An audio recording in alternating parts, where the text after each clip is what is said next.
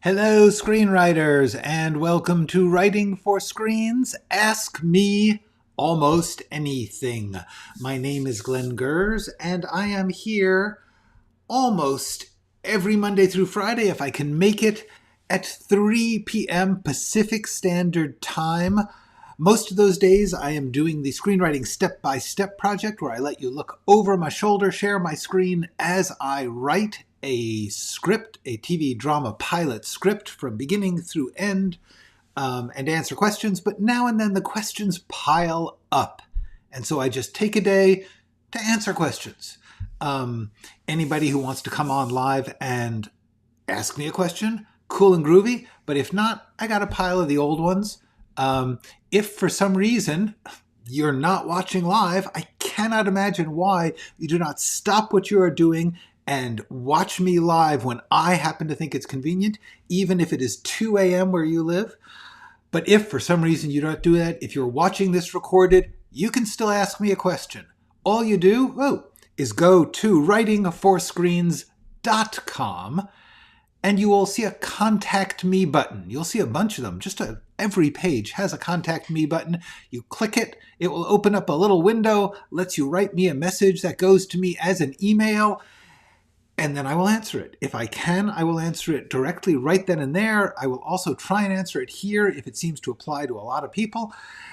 And if for some reason you hate emails, you hate my website, you just don't want to do it that way, you can ask me questions through the comments in this YouTube video or any YouTube video on my channel. That is correct. Ask me anything, even if you are not watching live. It's cool. However, Natasha and Jean are watching live, so they can ask me questions randomly. Just throw them right at me. But in the meantime, let us get right to the first question we have is, do you need to have a conflict in every scene? And this is actually a kind of a more specific and more terrible question. And so I want to read that to you in part, give you a sense of what went on here. Tom said that he was reading what he called the Professor Google. Professor Google out there was says that in every single scene, there has to be a choice, a dilemma. Every single scene has to have a choice or a dilemma for the characters. And his question was, seriously? Really? Do you need to do that? I've heard this with a bunch of things. I have heard this also often with you have to have conflict in every scene, that the drama is conflict. But the real question is, do you need to have it in every scene? Do you need to have anything in every scene? No! That's my real answer. There is nothing that has to be in every single scene of a script. In fact, I can pretty much guarantee you that nothing except words should be in every scene of a script. If you have every scene of a script have something in it, that means that they're all essentially the same. And that is just deadening. No script should have the same thing happen in every single scene. If they're making a choice, there should be other scenes where you're seeing the consequences of those choice, or the elements of that choice, or the situation that puts them in that choice. There's a lot of reasons that they don't have to make a choice every scene. It's an interesting concept, just like there should be conflict in every scene. They don't really mean conflict. Conflict is a very specific way that people relate to each other. Not every scene is about that. The biggest thing I can say about this is there is nothing that should be in every scene of a script. They should be different. There should be lots of different things in a script because a script is a big, complicated machine full of lots of parts. And that's what we count on, is that you are crafting it that way. If you're doing the same thing in every scene, your script is going to be mind-numbingly dull. So that's the first thing. The thing I would say about that is that teachers tend to get carried away. We all do. Teachers, they get some point and they think, oh, this is it. This is the secret to life. And they say, this has got to be all over the place. And that's just not true. It may be a good thing but that doesn't mean it should be it's the whole enchilada. Art is complicated. Art is multifaceted. Art is different for different people's tastes, for different people's goals. So there's not going to be anything that's in all of it. That's the real thing. The way I look at it is rules are tools. They are not absolute. They are not, you must obey them. In art, any rule is simply a thing that you can or may not choose to use in your circumstances. You should learn as many theories and rules and formulas that you can. People are out there proselytizing, this is the solution to all storytelling. This is the answer to how you craft a third act. You should know all of those rules. And then you should use only the rules that fit the situation you are working in, that fit your project and your artistic style and your needs. This is the main lesson that I have. Hello, Larry. Which is that artists should work like plumbers. By which I mean, if you are a plumber, your job is to know all about plumbing, to know all the rules of plumbing, right? You need to know how water pressure works and how pipes, different materials of piping and valves and all the different parts of plumbing, the sealers and the everything, the meters. You need to know all those rules. Copper does this, plastic does this.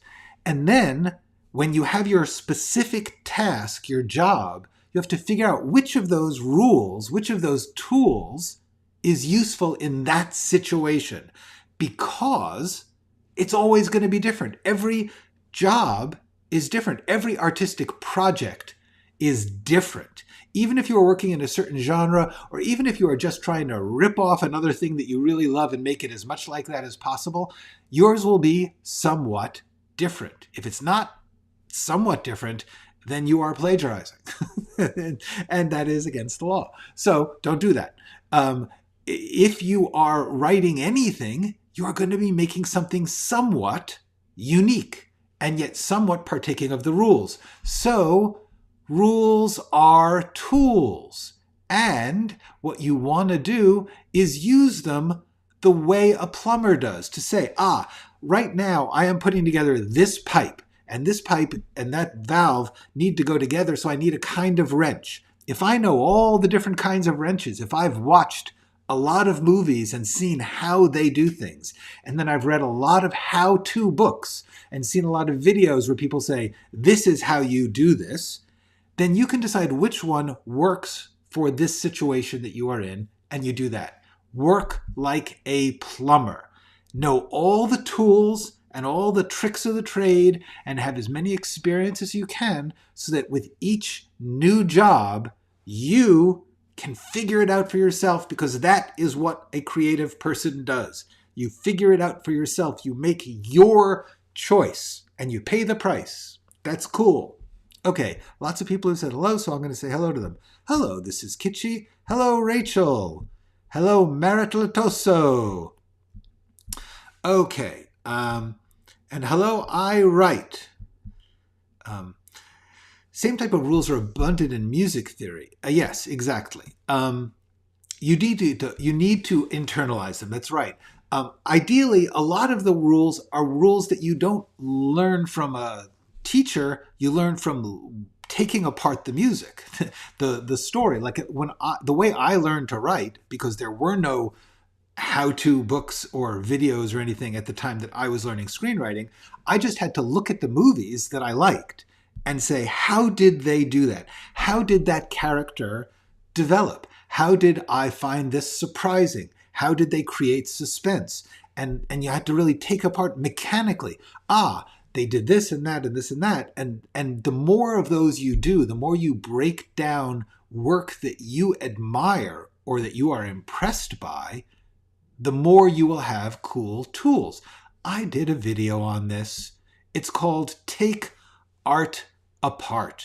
And I would suggest you watch it, because I went to the trouble of making it to explain this very principle of how you take the things you love apart. You destroy them, you dissect them so that you can use them for parts. And that is what a good artist does. Anyway, so yeah, is there a rule that everything should be anything? No, never. There is no such thing as that artistic rule. Also, artistic rules and artistic theories all come from liking one type of art. From saying, oh, I really like stories that are really subtle and character-based, or, oh, I really like ones with lots of explosions. Different rules, guys. So therefore, no rule can say, that's all the same. I mean, I try to figure out what basic principles are applying to those things in their own way, but honestly, no teacher should be taken that seriously. Definitely not me, not any of them. And to prove that, I wanted to say just, I then came up with, there was a question on one of my videos. The video was called Dramatic Action. Here it is. Hang on a second. So, Dramatic Action was the name of the video that this was a comment on. And the comment was, dramatic action in every scene, how do you introduce a character? And this was a fascinating question to me because for me, the answer is you introduce a character through dramatic action. And I'm going to stand by that one, and I'll talk more about that in a second. But what I thought was interesting was that this person was noticing the fact that I said you need a dramatic action in every scene.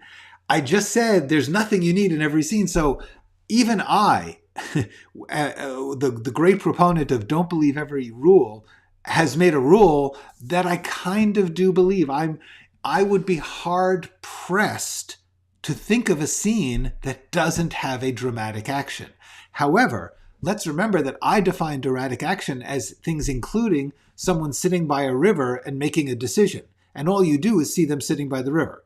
That's still a dramatic action, even if they're not physically doing anything.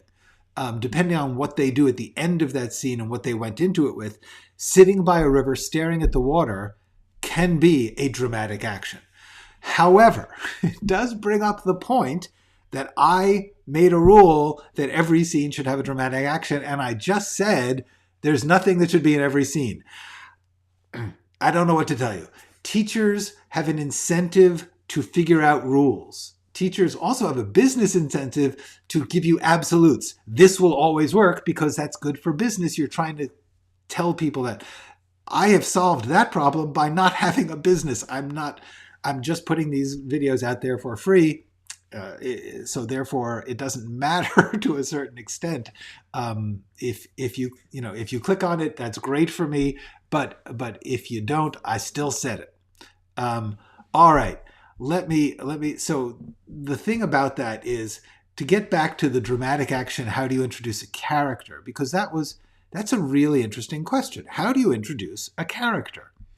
I want to briefly go over this. I am actually working on a video about characters. A couple of months from now, you will see that. But in the meantime, kind of as a preview, one of the most important things about characters is they develop, they unfold, they play out, they change. Characters are not static. A character is not, oh, this is this person. The whole point about a character is that they are in the process of undergoing or trying to do something, which means that there's more than one part of them. There's more than one thing about them that we will know. That's what we like about characters, is having them unfold, learning a little bit more about the character, and then having them encounter things which make them have to either change or develop themselves or in some way be even more of themselves. Whatever is going to go on with this character, they're not just going to be the same thing in every scene. Once again, in every scene. So the main thing about introducing a character is that you want them to be distinctive. You want to say, oh, there's that person. They're very uniquely themselves, but not complete. You don't want to know everything about them. You want to know something about them, but you don't want to know everything about a character when you introduce them. The other thing is, I do believe you introduce a character mostly through their actions. Action can be how they talk or what they say, but still, when you introduce a character, they only exist as a type or a visual until they do something. Famously, there was a scene, Billy Wilder, the great screenwriter and director of The Apartment and Sunset Boulevard and hundreds of other things, well, not hundreds, but a bunch. He said, here's how you tell a story and meet a character without a word.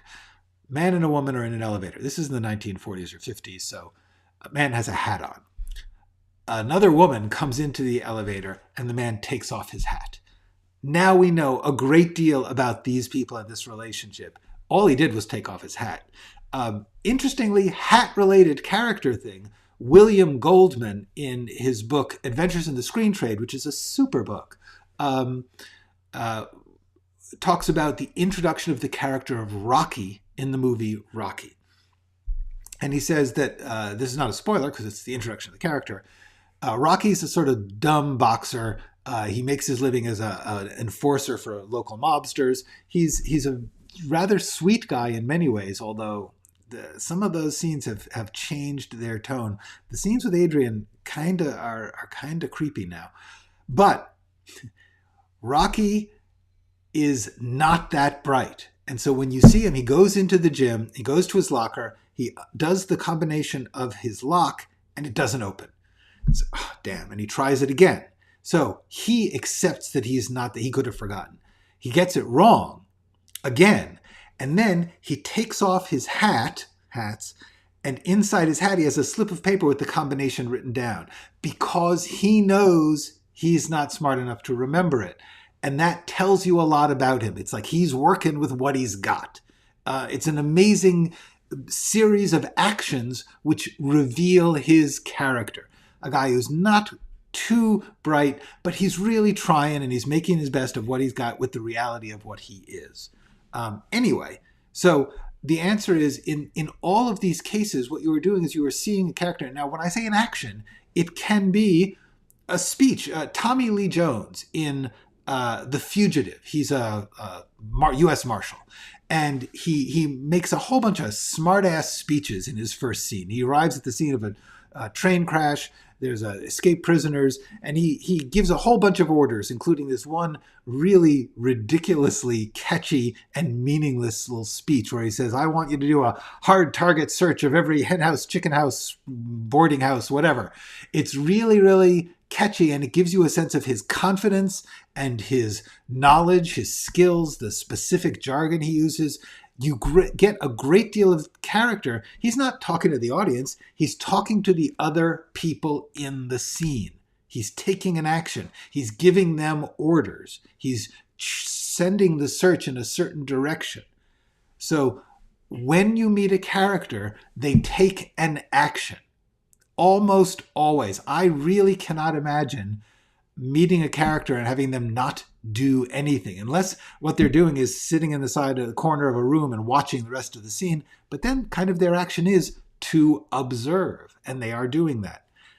I believe character is created through scenes of dramatic action because every scene should have a dramatic action. I'm sorry. I know I'm contradicting myself. All right, let me go back. We got some questions here from the crew. Back in my day in university writing class, if you didn't write like Hemingway, you're lucky to get a C. Yes, that is the thing. There were always styles and rules. Some people were like, we want it very flowery, or we want it very Hemingway-esque. So yes, there's always rules, and there's always people breaking the rules. And truthfully, the people breaking the rules very often are the ones who do the work that matters, at least in the sense of creating a new development or something especially exciting or distinctive. It's true. You can't just follow the rules on art. Okay, Dialectics Junkie says, What would you say to movies like that of Tarkovsky? I agree the stories should have dramatic action as a spine, but don't a lot of his scenes just act as a poetic interlude?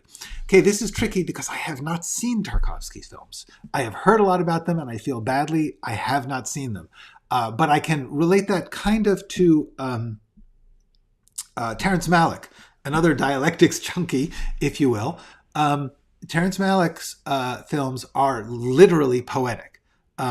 They actually, he will very often not tell the actors what's going on in the scene, and then he will write a voiceover and give it to another actor and layer it in, and that's how the scene happens. However, I would claim that at the moment that those people are acting that scene, or at the moment that person is reading that voiceover, even if the purpose of that voiceover is simply a reflection on nature, for instance, they are saying it for a reason in that moment, in the story-ish thing, in their experience in the movie. Yes, you don't actually have to have a story in a movie. You could just show moments of life. That could be a perfectly good movie. However, I believe that since human beings experience their lives in chronological order as this thing they are doing, human beings see their own lives as a story. And therefore, even if we don't see them that way, the person who is doing the thing in the scene is living a story. And that's what you have to know to write that character. Even if all you're doing is writing random character beats where you're just observing their lives, which, as I'm saying, is a legitimate movie. I could actually see that being really cool. Just moments of life. However, in those moments of life, the fact that you choose which moments you're showing and the ones and the order you put them in is going to give them some meaning. It may not be a definitive, this is a statement on capitalism, but there will be a meaning, even in the sense that you'll just be juxtaposing two things. As soon as you cut together two images, you are making some form of a statement or experience for the audience. So therefore, if you really want to get dialectical here, dialectics junkie, I don't believe it is possible to create a work of narrative art, a work in which you see sequentially, in which there is not at least some imposed meaning from the order, just from the order, if nothing else. So now we're into like way up in the clouds, but I like it. I think it's worth thinking about because you do want to have that range. You want to have those possibilities. Okay. Yes, that's good. I think so too. Writing it down. That's just write it down. I agree. I have heard so many great things about Tarkovsky, and I have not plunged in. And I can only apologize for that. It's not too late. I'm not dead. I may still yet watch some Tarkovsky. Okay. In satire, how do you make sure your characters are exaggerated for comic effect, but not too exaggerated they are not believable? Dr. Strangelove is my favorite character. This is tricky because it is a fair... Oh, let me just ban this bot. Okay. Believable. Believable is a loaded word. Believable for who? There are plenty of people who watch Dr. Strangelove and say, I can't watch this. This is ridiculous. These people are not behaving like people. There's other people, me included, who say, oh my God, that's funny. They are taking a recognizable thing and just putting it up to 11. Cool. Particularly George C. Scott. I think he is underrated as the comic genius of that movie in some ways. Peter Sellers, cool. Slim Pickens, great. But I got to tell you, George C. Scott in Dr. Strangelove is hysterical. Anyway, the question is, how do you make them too exaggerated, not exaggerated? Your taste. It's the only thing you can go by. There is no absolute scale of believability or exaggeration. There is only your sense of it. And the more that you have certain amount of confidence in your sense of it, and you pay some attention to reactions of your sense of things as you do them over time, that's all you got. You'll always be dancing on that line. You will never know for sure, but at very least, you should like it. Because if you like it, then the people who have your sensibility are going to get it. The people who, and they may not even know it exists until you do it, as with Strangelove. There is no way to know for sure how something is going to play to an audience. You just have to try. You know what? It could be that your taste and the world's are a million miles apart and you will never have a big audience. Oh well, nothing you can do about that. The comedy, and especially satire and exaggerated characters, are the least rational form of narrative. There's just no way to defend it even. I think it's funny, someone else doesn't. There you go. On this track, I would suggest you watch a video of mine called Instinct, which is about learning, because in that I talk not just about how you need to learn to rely on your own instincts, but how to actually learn to rely on your own instincts, because it's something that takes practice. You actually have to practice trusting your instincts. And I try and break down some things that can help with that, because the answer is, you either have to have an enormous ego, like Kubrick, or you just have to say, I kind of hope this works, and have the courage to put it out there. Some characters never grow, change, or unfold. They don't grow or change, but they do unfold. James Bond is the exact same person on page 1 as on the last page. Not so. Poirot and Columbo, yes, kind of. Even then, I don't know. I'm not sure about that. But I know James Bond, certainly it depends on which James Bond you're talking about, but the James Bond of the Daniel Craig series massively changes. The Sean Connery James Bond, I don't even want to talk about the Roger Moore James Bond because that's just painful to me. The Roger Moore James Bond is unwatchable.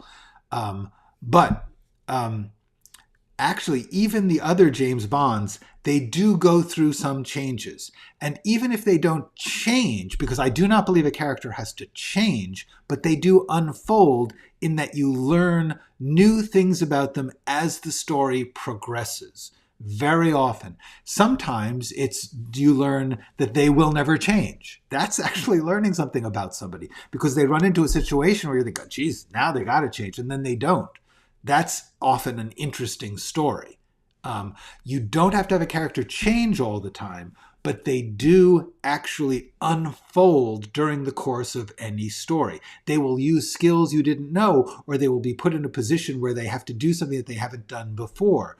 To the extent that a character is used in a series, for instance, Columbo, Poirot, because he was in a series of novels, yes, they are using their same skill set over and over, but almost always they do actually change, grow, and develop over the course of that series. The good ones do. Holmes did. Sherlock Holmes did. Matt Scudder in Lawrence Block's mysteries do.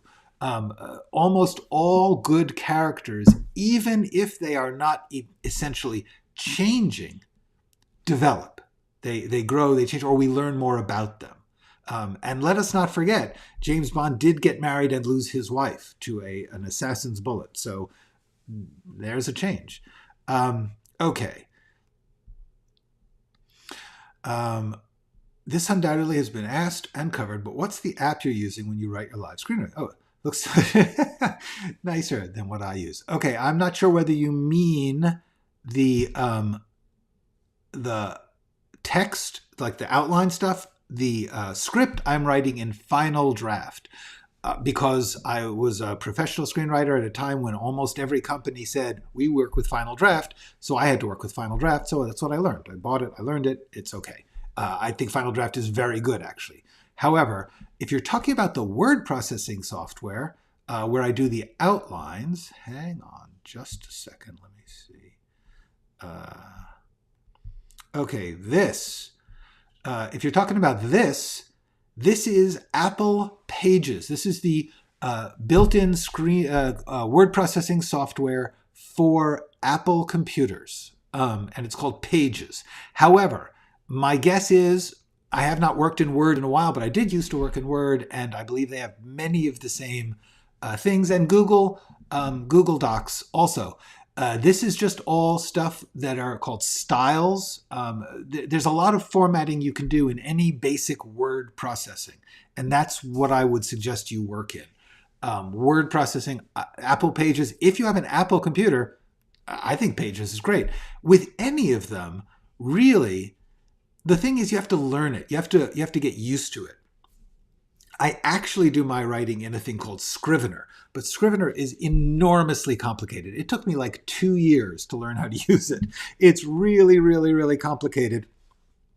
The cool thing about it is that it lets you organize long documents into like mini documents that are sort of piled together in these binders, and that you can. It's very, very flexible for if you're doing big documents or big complicated projects.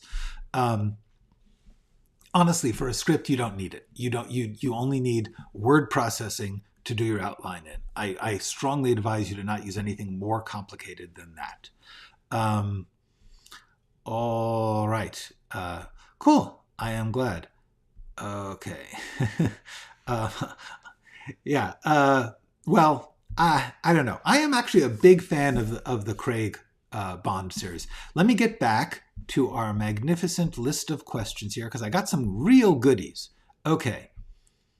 How do you start a story? This is cool. This is not as simple as it sounds. Let me read to you the actual question itself from Invisible Fluke a while ago. It said, could you make a video on how to write an introduction to a story?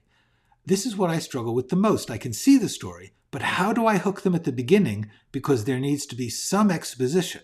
How much is too much? How much is too little? How do I set the scene for the rest of the story? This is a phenomenally good question. Let me just... Okay, so let's break that down to a couple of different pieces here, because the first question is, how do you write an introduction to the story? I venture to say you don't. You don't set up a story, you start it. This is really good advice, folks. Don't think of the beginning of a story as something that you have to like clear the ground and build the buildings. You don't do that. You start the story and you give people what they need for that beginning. And then as you go on, the new things enter.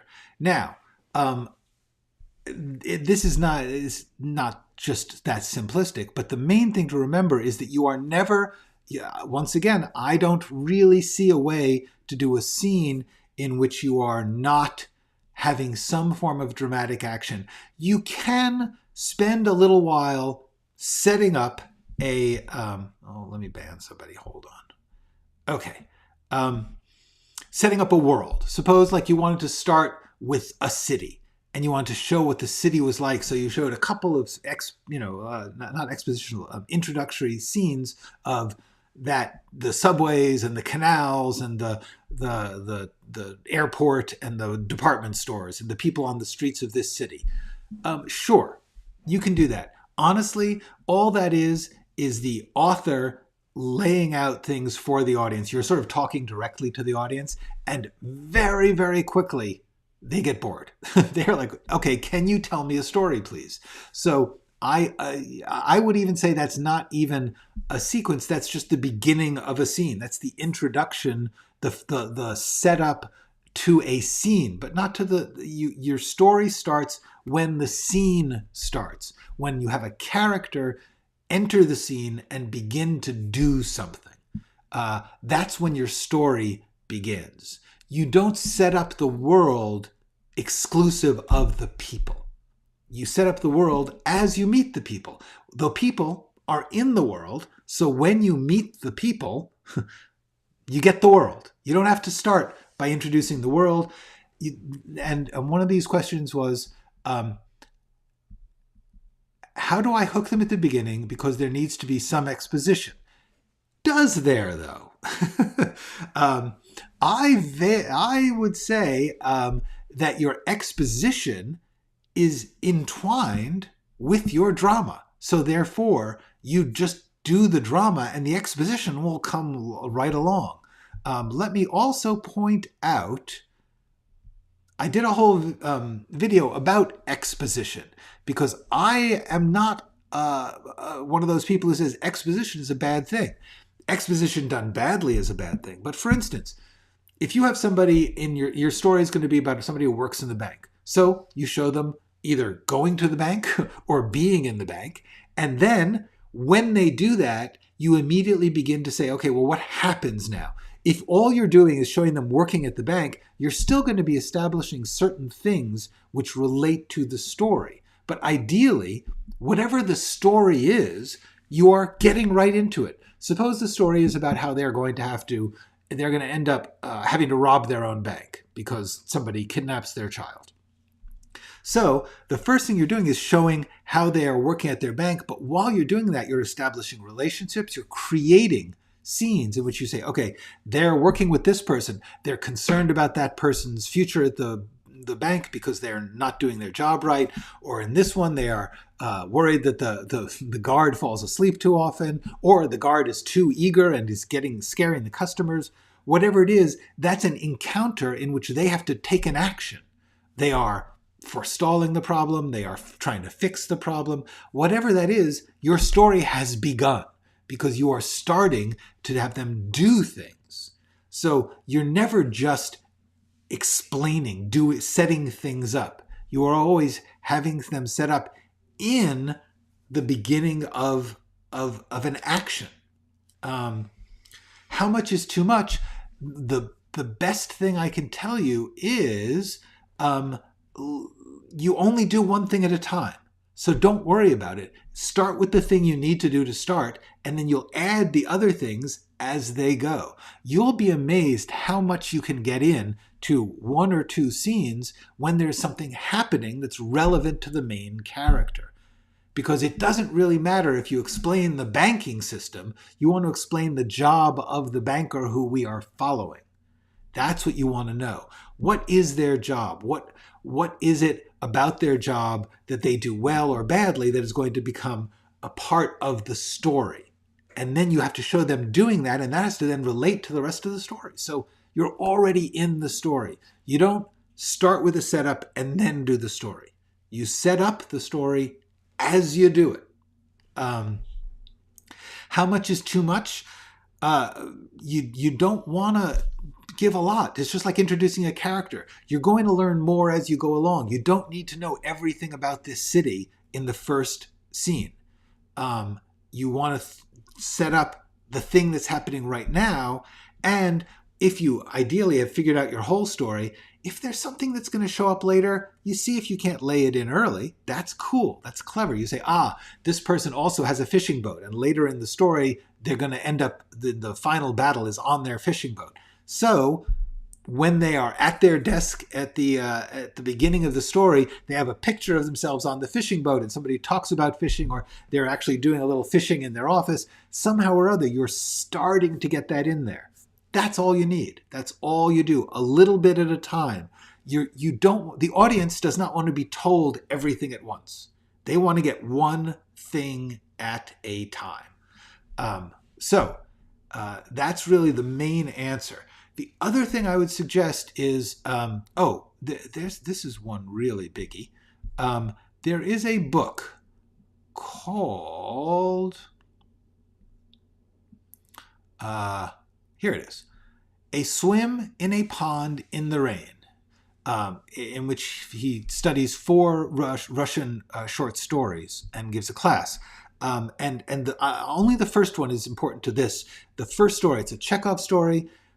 It's a short story, and this teacher, George Saunders, also a great novelist, he explains that basically at every step of a story, you learn one thing. You just get one thing, and then that leads you to the next thing. And that's all you want. That's all you need. You start with just a thing, and then you add another thing, and either the combination of those things or the change in going from one thing to the other, that gets the story started. That's the main thing. One thing at a time. Okay, we're going to talk about Scrivener for a bit. Scrivener, Scrivener, definitely with the additional keyboard. I agree about that. Yeah. Yeah, I don't know why it kept crashing. I do know that Scrivener, the good thing about them is that they are very manual friendly. Like they give you a lot of information. They give you videos, the manual. It's very good. I do not know about crashing. I apologize, but that is not in my wheelhouse.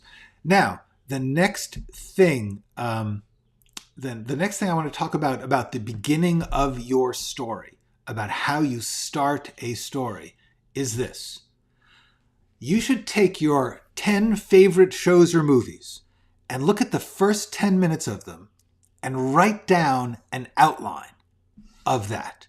In other words, take the first 10 minutes of a whole bunch of things that you think are great and just watch them and hit pause at the end of every scene and write a little summary, a little outline, not summary like a literary summary, like what happens if you were writing the script. What would you have to say? This is the scene where we meet the banker and we see his fishing lines, whatever. And if you just write that down, you'll be amazed at how little it is and how much each little piece carries. But the best thing about that is every single one is different. The beginning of the movie The Apartment by Billy Wilder, talking about Billy Wilder before, it starts with a voiceover, which explains the insurance business. First of all, it's a voiceover which never gets picked up again. There's this whole voiceover about the business world, and then it just drops. It's meaningless. It's hysterically funny because, I mean, at the moment you just go, okay, I'm getting an introduction. And it's just the most outright in-your-face, I am going to tell you what about this world. And then they introduce the character. Once you've met the character, the voiceover stops, never to return. This conception of the overarching omniscient narrator is gone. We're meeting this guy, and then we just start the story. Boom. And then we see him, and then we see several things about him, including some exposition in wonderful dramatic form about how he got himself into the ridiculous situation he is in, and we're off and running.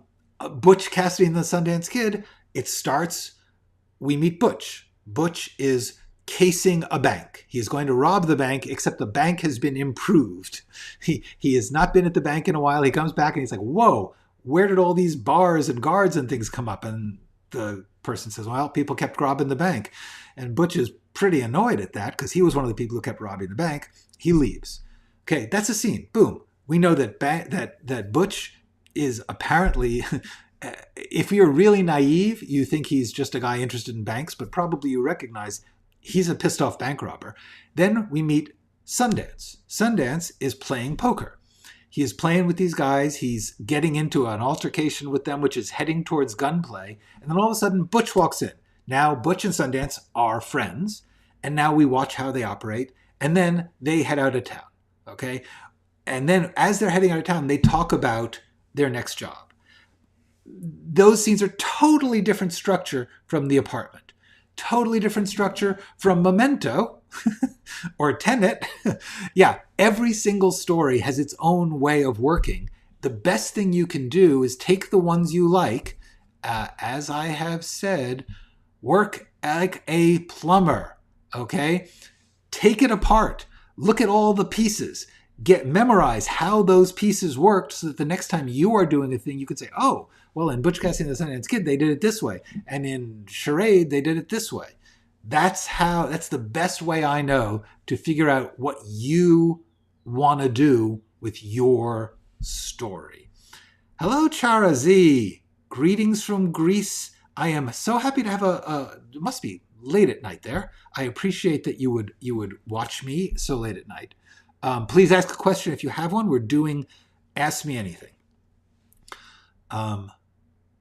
Is there an example? The narration is there to make the tone of the movie clear. You know, that's what's actually funny about The Apartment. The Apartment is just lunatic in this way, and nobody really talks about this because it's such a great script otherwise, and yet the beginning is just irrational. It's just, I just didn't know what else to do. I did this thing.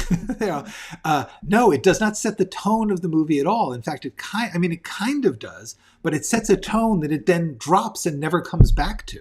That's what's fascinating about the beginning of The Apartment, is that it sets a tone that it then neglects. So yeah, I don't know. Just see it because it's a brilliant, brilliant script. As far as just well structured, but within each scene, so much character, so much heart, and so much humor. So yeah, that's a good movie. I recommend it. All right, now this is a great question. You're gonna like this one. Can a character have a negative motivation?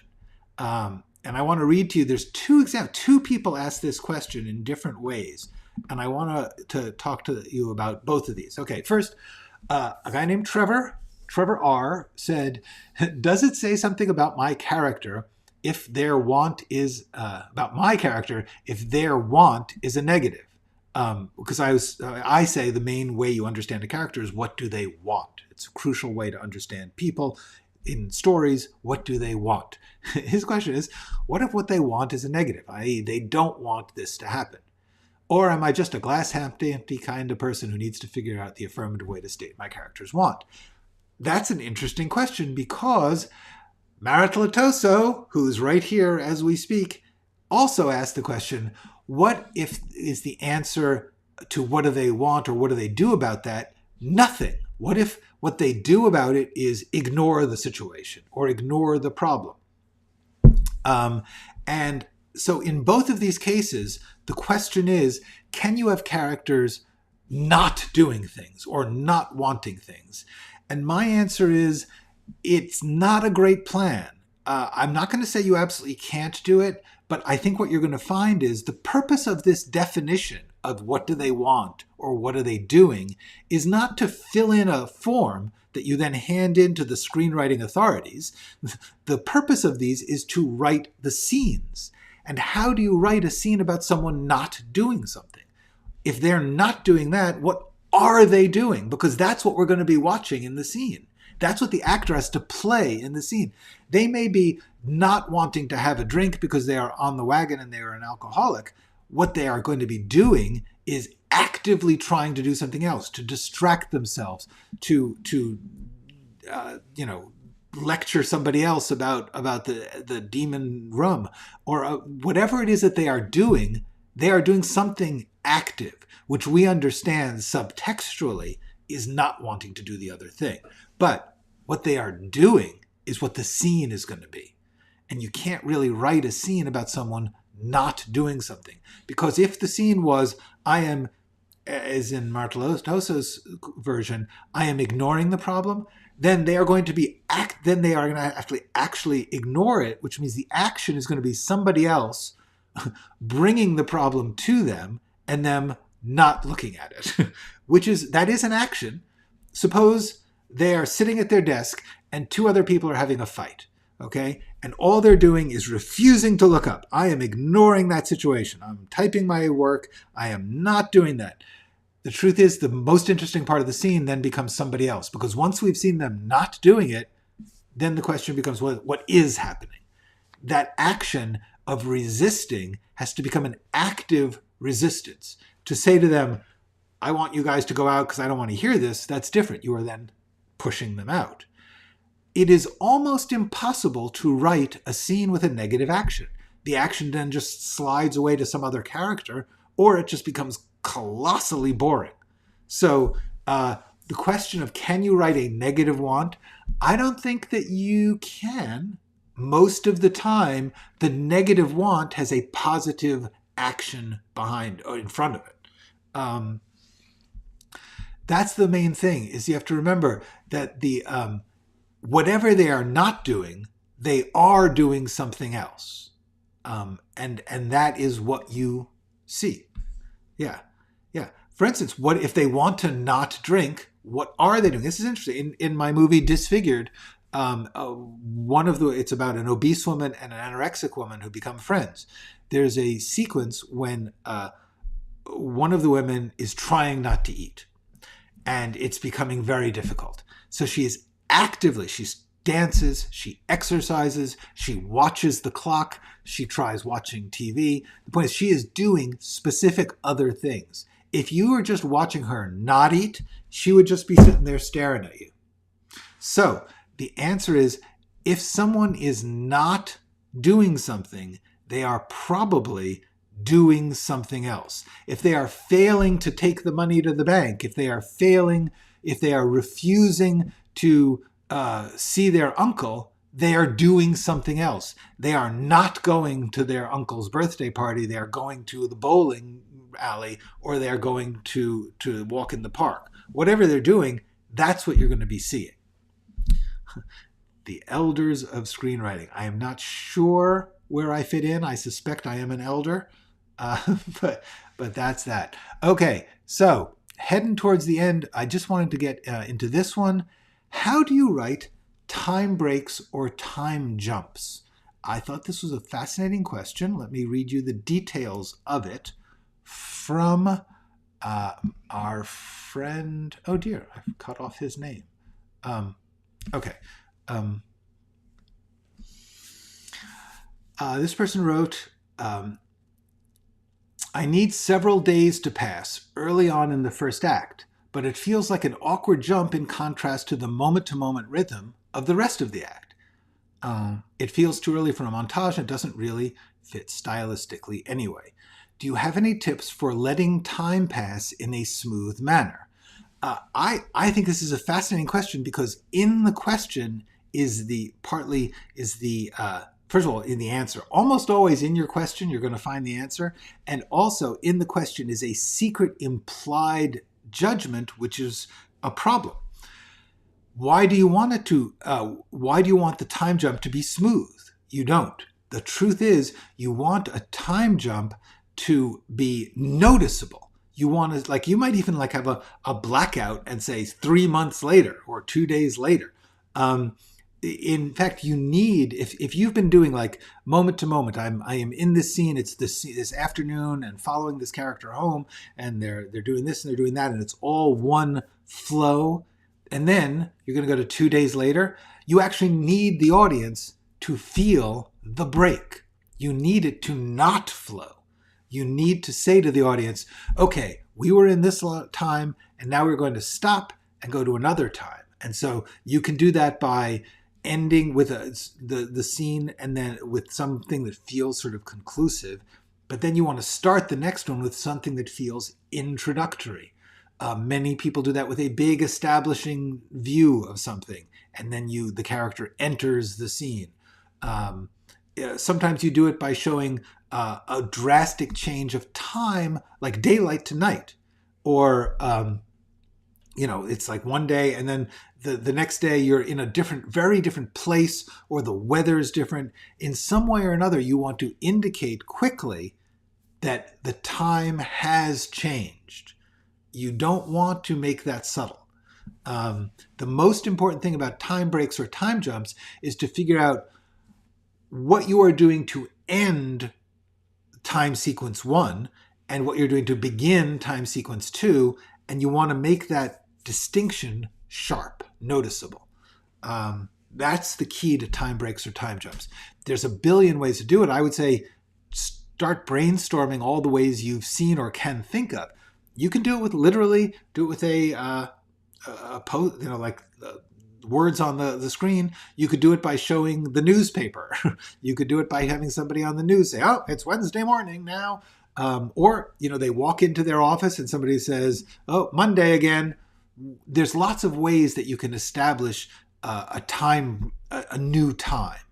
It doesn't have to be the very first thing either.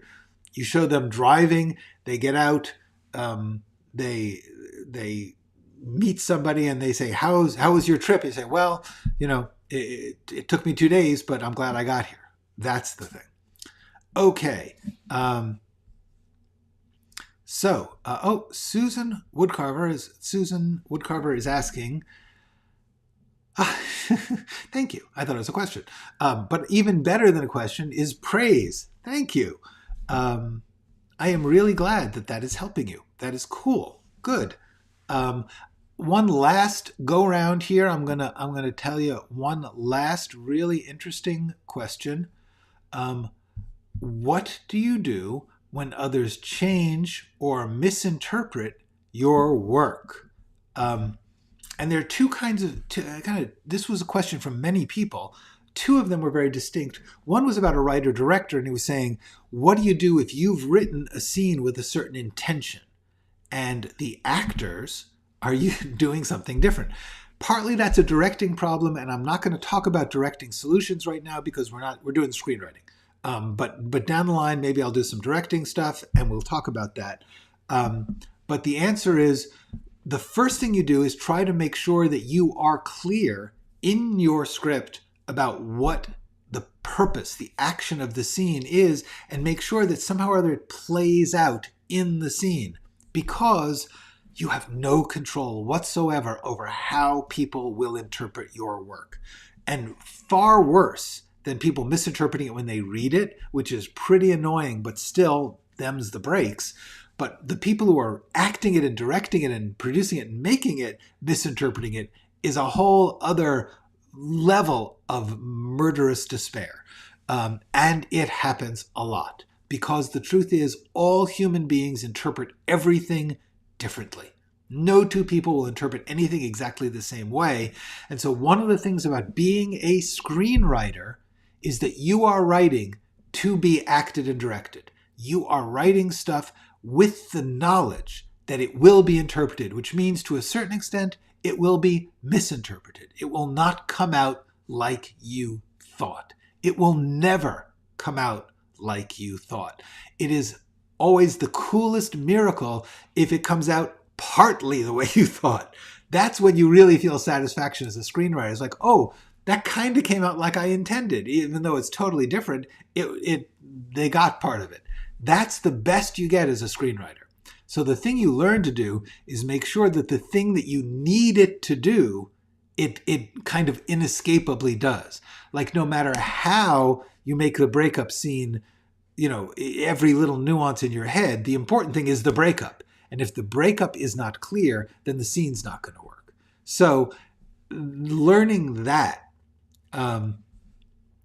I got to tell you, if you want ambiguity, one of the big problems is very often the people in the production will not make it ambiguity. They will make it one thing or the other, and that is like you just want to kill yourself. Ambiguity is one of my favorite things and one of the hardest things to communicate, because you got to luck into someone who gets the ambiguity. You cannot enforce or control it. The best you can do is, like I said, you need to, and the only way I know to do this is to write stuff for the screen, have people act it and direct it. If you can't do it for the screen, do it for the stage, because it's a really good way to learn this. If you write stuff and other people act it and direct it and produce it, even if it's just a little theater company, you will learn what things are unbreakable and what things are breakable. And you will learn to steer your writing towards the unbreakable. And that just makes you a better writer. You just get really good and strong if you don't only write to be read. If you write and get production, find people to put on your stuff. If you want to be a screenwriter, get some losing company that's going to make a terrible version, but they'll do it. Give it to them. Let them have it. Let them do it. It's the most important thing, is having the experience of writing and being made is the only way to actually learn what parts of a script survive the process. That's part one. The next part of this interpretation or changing your work thing is, as a screenwriter, you lose control and rights to your script if you work with anyone in the business. That is a part of screenwriting. It is a contractual part of screenwriting. Unlike playwrights or novelists who actually hold the copyright of their work, and so in theory, they could stop someone from changing the line. In practice, what that happens is, in a play, if the author says, you can't change a word of my script, most times the producer will then say, well, then we're just not doing your script, because there's got to be some back and forth here, which is true. But the author does get an awful lot more say in the other art forms. In screenwriting, you create this thing. It is assumed that when you sell it, you give up the right to have any say whatsoever in what happens to it. And they will have other people come and rewrite it. sometimes to the point that there is not a single word you wrote left in it. That's how it works. There's stuff I wrote. I got to say, Fracture, the script I wrote, which was a rewrite of another guy's original script.